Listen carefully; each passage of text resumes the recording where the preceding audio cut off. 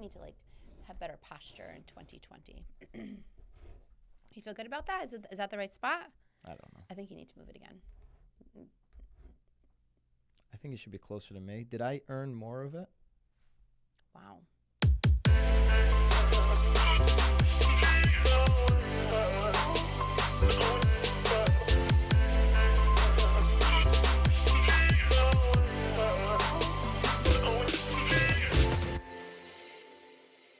This is Byron and Nicole White, and you are tuned into episode 102 of The Real Word. Word is up. The word is up. It's been a while. Happy New Year. Happy I feel New like Year. there How should long be do we keep doing the Happy New Year thing for? Do you do it forever? Okay, first of all, we have not been on The Real Word Everybody you in see 2020. in January, you're going to give the Happy New Year to? Hello, we're wishing our loyal fans here Happy New Year. I am not. I love you guys, and I appreciate the all 7th, of the people 8th? watching The Real Word, but the Happy New Year thing is over. We never did it. Yeah. You do Happy New Year to everybody that you have not seen. I disagree. If you didn't see them on the 1st or the 2nd, maybe the 3rd, the Happy New Year is bypassed. It is over. Oh, yeah. Mm-mm. That's a thing. That is definitely not a thing. Aren't So- you in sales? Yeah. I mean, Yeah. Well, I'm saying Happy New Year. All right. Happy New Year from Nicole. I don't know that we ever said Happy New Year to one another, though. No. No. We're getting right into the rackets. That's what's really important with the new year. The 2 rackets we have and the Marketeer. Love them all this week. You feeling it? I'm feeling like we haven't done one of these in a while. So that's what I do want to actually say. Instead of Happy New Year, I want to apologize That we haven't done what? to all of you guys that we didn't have a show really the last few weeks. We had the recap. Check out the recap. Do you know Swab did a whose good fault job that with is? the recap. That is all right. Let's get into racket number 1. We're in a new year, to Nicole's point, and as well as a new decade. And this decade, the single best investment you can make happens to be real estate. Imagine that. Imagine that. So here's the deal. This is a MarketWatch.com article. Look at that. We're veering away. We've got some Inman articles, You but seem so we're animated leading today. You feeling good? You're I'm all feeling juiced good. up. You got your I'm your juiced up. I'm jacket watered on. up. I got my jacket on You're today. doing it. Look at you. Okay. New me, no, I'm not doing like the New Year resolution jacket thing. I have a meeting after this that requires. Well, I feel like your New Year's jacketing. resolution should be a new jacket. No, this is the no, same no, jacket. no. This is a new one. It is? Yes, It I looks have very similar. I have multiple blue and blackish. My other one has like purple. That's not purple. Anyway. This is a Market Watch article. We're still going to do a ton of Inman articles, but we're leading off the decade and New Year with a Market Watch article from my friend and your friend, Pat Kenny. Oh, he sent it to you? Yeah. If you're a 5 a.m. call member, you know who Pat is. Anyways, Pat sent me this, and Market Watch referenced a bank rate survey, which surveyed more than 1,000 investors, and overwhelmingly, by a large margin, the question was, which one of the following do you think would be the best investment? Stocks, bonds, real estate, cash, gold, metals, Bitcoin, cryptocurrency. By a large margin, real estate was the winner. And in what context? Rentals, holding, buying, fixing, selling? Does it give any? I don't think they broke it down like that. They're just saying talking, it's a good investment. They're just talking buying it'll real hold its estate as a value. whole. Hold it value. Okay. They're referencing the Case-Shiller U.S. National Home Price Index. They're talking S&P. Here's a graph right here the Swab's going to put up, and it says basically how well stocks have performed against real estate, right? So U.S. stocks have outperformed real estate from 1980 to 2018 overwhelmingly. As well as your that says annualized, 1890. 1890. Sorry, yeah, I was gonna say, man, a little, it's like little flip there. It's like, yeah, I mean, 1890 is huge. I mean, that's like it's like older than my house. And so here's the deal. Typically, if you go over long periods of time like that, if you follow the last 50 years of the stock market, you're going to get over 6 to 7% in the stock market if you just play the market, right? Right. And so over long periods of time, and this is what Pat, financial advisor friend of ours, would argue, is that in the long run, you're going to win with stocks over real estate any day. And there's so many different variables. To your point, well, not if you're crushing it on Airbnbs, maybe. It can be a variable that can change things or whatever. And that's what this graph shows you. But what these investors are saying, if we're just looking at the next 10 years, they believe that the stock market is so high right now that it can only go one place, that a stable place to put your money is going to be in real estate. Now, that won't work out if there's a pullback in real estate values over the next 10 years. They've got to be looking at a real estate market over the next 10 years that is either growing in sales price or flat. Right. Yeah. Come to Connecticut. We're flat as heck here. We just did our market update from 18 to 19. It was pretty flat. We are flat here. Now's the time, although inventory is like, vink. What do you think, though, over the next 10 years, how safe of an investment is real estate going to be? I mean, I always feel like real estate is safe as long as it's a long-term investment. I mean, I always tell my buyers, like, if you're buying this and then you're going to be selling it in 2 years, no matter, I feel like, what the climate is. I mean, obviously, that 05, 06 sort of bubble was an exception to the rule most of the time, but I always think that real estate is the right investment, in my opinion. I mean, we actually had this conversation the other night because I have a rental property, but not on purpose. And you were trying to get me to sell it this year, and my husband and I were arguing that we're not like the best savers. So it's sort of like a forced savings account too. For you guys, yeah. So I always sort of believe in real estate. I'm not someone that puts money into the stock market. I don't know it well enough. I feel like I don't even have the brain capacity to like figure it out. So I'm always a believer in the real estate market. Yeah, and to your point, if you're especially with rates right now, I mean, it's pretty much free. Yeah, if you're investing in the stock market and you're picking stocks, then you have a really high chance to lose, right? Like the Case-Shiller index has been less volatile than the stock market by 40%, right? So if you're just trying to pick stocks, you're probably going to lose on those individual picks. But if you're playing the market over time and you're not going to take it out, you're not going to pay penalties, you're just going to leave it in there and forget about it, you can win. But to your point, real estate's real. It's tangible. People need a place to live. Right. And if you're going to manage the property, you can have a forced savings account that can, pay you over time. Right. Here's my thought. I think that this is not a racket. I mean, it was an overwhelming response. 1,000 investors that know way more than I do, or maybe some of them, most of them. Should. Right.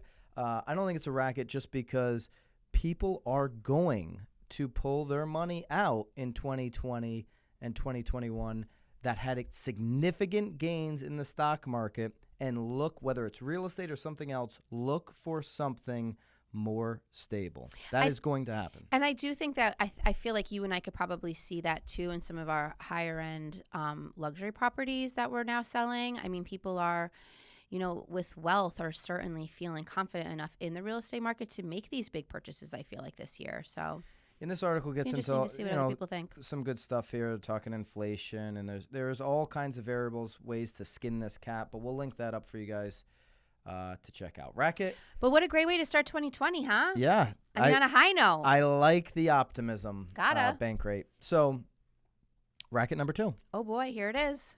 This one is Twitter exploded over this one. We'll link up the Inman article. Did you see the explosion on Twitter? I did see the explosion on Twitter. Dr. Phil has listed an oddball LA mansion for over $5 million. His son was living in there. The decorations are absolutely stunning. What do you think of this place, Nicole? Yeah, I don't know that I'd use the word stunning. Stunning. I think I mentioned before, it kind of reminds Shocking. me. It reminds me a little bit of, I feel like we're going back to like the 90s and like it's like the Beetlejuice house, Beetlejuice, okay. Yeah, like they start like taking over you and like they're like, Swab, you just need to be flashing all the pictures all over this video. If you're listening, you got to go check out the YouTube video. It's super specific. It's super interesting. I love the fact that his entryway has a bar. I mean, who wouldn't? Right? Who wouldn't want that? It looks like a hotel lobby. It really does look like a hotel lobby. I mean, look, there's like lips. I mean, it's fun just to sort of, there's so much to look at. Do you think those? Oh, look what it says. Dr. Phil's house looks like it needs a Xanax and intense psychiatric counseling. I mean, Do you think those guns are loaded on the wall? And there's a lot of guns. I don't think they're loaded. I guess is the a question lot is of if they're guns. real or not, or is it just really No, I think art? those are real. They're real guns. Is that where he stores them? Here's a tweet here. Dr. Phil 100% murders people for sport. So, I don't know. You think they'll have a hard time selling this? 6,100 square feet. It's a 5-bedroom home. It's on for $5.75 million. I feel Bought the house in 2007. His son Jordan is currently living in the home. I don't know the LA According to LA market Times. at all, but I do feel like 5.75 sounds like he priced it to sell. No. Priced it to sell. Yeah, I mean, there's going to be somebody out there for this. I feel deal. like $5 million in LA. I mean, jeepers. I mean, that's like a steal, isn't it? Yeah, I mean, it all depends. We could ask Christoph Chu, our LA guy, Yeah. what he thinks of the price. We should ask Christoph. Maybe Christoph will comment. Ooh, that would be great. What does he think? If you haven't seen the Christoph Ooh, vlog or on the has he Byron brought- Lazine podcast, you can go check that out. Go check it out. Or Or maybe maybe he's been in it. Maybe he actually went in it. Maybe he's got like he could. He might have the buyer. Maybe he can't comment on it. Maybe he can't, but super interesting. Total racket, in my opinion, for the, I for the mean, it's staging. very interesting though, because I can't imagine. What's his wife's name? Joy. I don't know. You don't watch Dr. Phil? I don't watch Never. Dr. You've Phil. never. He I goes mean, I to his know of wife it. and like grabs her hand at the end of everyone. Never seen That's that. a racket. I mean, Yeah. that whole thing. Like change your MO. But I think her name is Joy. I just can't imagine Joy. I mean, Joy Well, just. the son was living there, so. You think that? So you think the son? This is the son. So we should be judging the son, not Dr. Phil. Well, doesn't like Jordan father, have like children? son. I think feel like the Jordan apple has doesn't fall kids far from and the tree. Stuff. So very. I'm sorry. Do your homes look like your dad's? No, but this is very particular here. Huh. Well, whatever. I mean, it worked. Look, Dr. people Phil, are talking about Dr. it. Phil bought the house. The kid's living there. He's This like on the it's gotta be verge. Dr. He's Phil like on the stuff. verge of Marketeer of the. I mean, I'd live there. If somebody already had it furnished that way, I wouldn't touch anything. I'd just move right in. You would? Yeah, There's that's like not a racket. snakes crawling Those up are your antlers. banister. Antlers. Antlers. That or they're like tree vines. Like they're Check this house like out. the roots. There's like a tree root. There should be like a tree at the top. You should like put like these are like the roots of the There's tree. a lot going on. If you're in the There's LA so much market, happening here. comment please. Let us know if you've been in this house, what you think of this deal. All right, the Marketeer of the week. This could be racketeering to its finest degree. Wow. Ryan Serhant has ruffled feathers of New York City agents with his $50,000 cash offer to agents. I mean, he was like a baller though, sitting there with that heap of money on Instagram. I mean, Suave, show him the video. Hello. Show him the photos. This is baller. ridiculous. He went to the bank, legitimately went to the bank, took $50K out in $100 bills, spread that across his table, and offered it up to the first agent who closes. I think on brings one him a of his deal. newest, brings him a Yep, deal yep. on a particular listing. Yep. There's a particular listing. And listen, here's his point. And this is why he's the Marketeer of the week to me, is because he made the point that my seller needs creative marketing in a tough market. New York City high-end tough market right now as we sit here at the beginning of 2020. That seller is demanding him to get creative, to think out of the box. Ryan Serhant said something very interesting at a Tom Ferry event that I was at. I think we talked about this as a team. He said, your job, especially on the high-end listings, your number one job as an agent is to never get fired. Right. Ryan Serhant is marketing this property in a way, marketing to agents in a way that guarantees he will never get fired by that seller. He's doing everything he can. And we're talking about him on the Real Word. We're talking about him. There are other agents talking about him as well, though. Hello. Nikki Field of Sotheby's International Realty, always in the top 10 in Manhattan for Sotheby's deals. You can look that one up. She called Serhant's offer an alarming conflict of interest and said any kind of cash-based incentive casts doubt on an agent's Highly credibility. unethical in my book. Whew.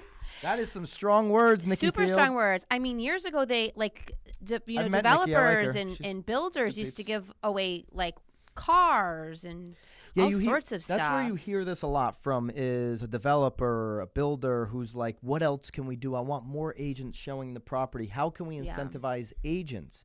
I do find that when you put on the MLS $5,000 bonus and a fee, it gets absolutely no traction. Yes. Buyers, certainly in average price points, are driving buyer agents to properties. So I don't find that really makes an impact.